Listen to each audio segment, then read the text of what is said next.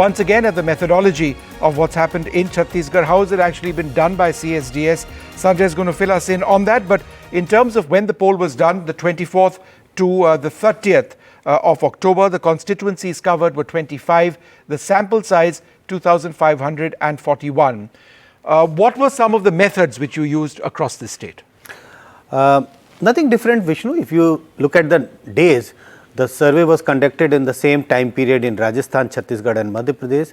We had a smaller sample in Chhattisgarh compared to Madhya Pradesh and Rajasthan because Chhattisgarh is a slightly smaller state, 90 constituencies. So we picked up a smaller sample. But again, the methodology remains the same, randomized sample and a face-to-face interview. As I said earlier, this is the strength of this survey. All right, we're going to quickly move on now. First up, let's look at the theme of performance, the performance of the Baghel government in Chhattisgarh. So the question which was asked is, how do you rate the Baghel government's performance? 34% said that they were fully satisfied. 45% said that they were somewhat satisfied. 9% said that they were somewhat dissatisfied. 10% said that they were entirely dissatisfied. So between fully satisfied and somewhat satisfied, that is a huge number in favor of the Baghel government's performance. How do you rate the central government's performance? 42% said fully satisfied, 38% said somewhat, 11% said somewhat dissatisfied, and 6% said that they were entirely dissatisfied. How do you rate the Baghel government on performance in specific areas? Let's look at the state of the roads. 56% said things were better, 27% said things were worse. Electricity, 64% said electricity was better off, 17% said things were worse. Drinking water, 53% said drinking water availability had gone up, 53% said it had improved, 26% said it had worsened.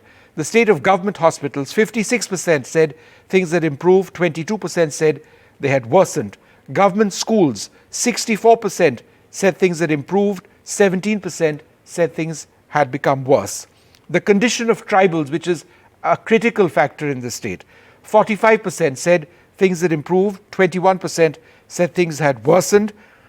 In terms of dealing with Naxal insurgency, which has been a problem over here for the last decade and a half at a very high level, 30% said things had improved, 22% said in fact things had not improved.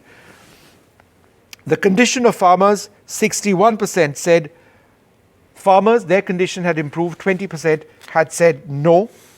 We're going to move on, take a look at the condition, which government has worked more for women. 18% said the state government, 29% said the centre, 39% said both. No one really worked for women, 7%. The state of inflation, similar to what we've been asking in other states, 76% said that inflation has gone up, 10% said it's remained the same, 12% said that it's decreased. The state of unemployment, 40% say that unemployment in the last 5 years has gone up, 20% say that it has remained the same, 35% say that it's actually decreased. The state of corruption, 62% say that it's gone up. Now this is interesting because if it's gone up and yet in terms of governance people saying that this government has done well, so 62% say it's increased, 21% say it's decreased, 13% say that it has remained. The Modi government offered that we'll give 6,000 rupees to the farmers.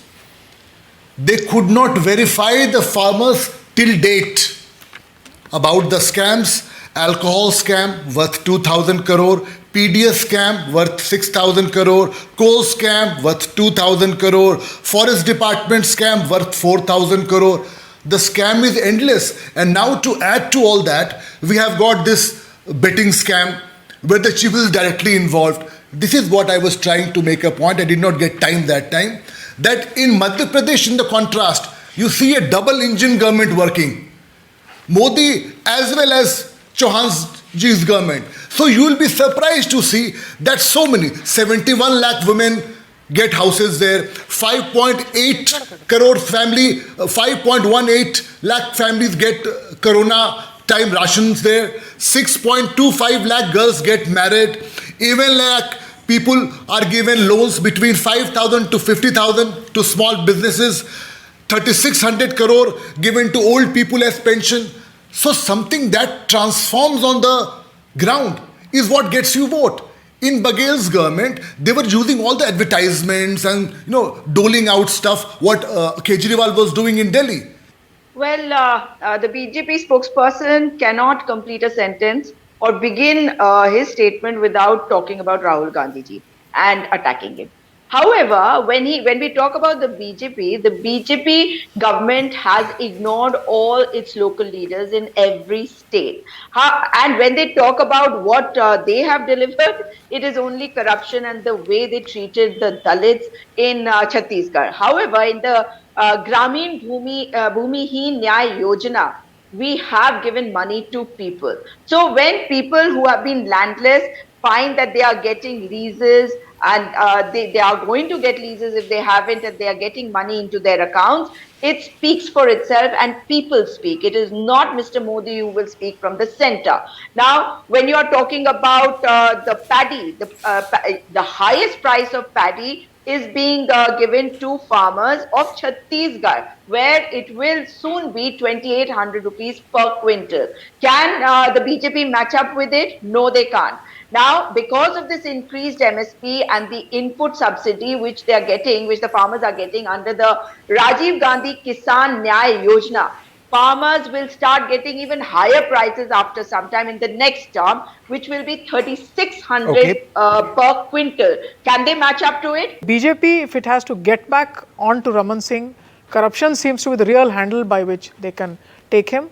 Now, the issue is whether they can create a statewide movement which can cut across the different classes and layers, and certainly to take away the scheduled tribe votes. Will corruption be a factor for scheduled tribe voters? Now, that would be the question to ask.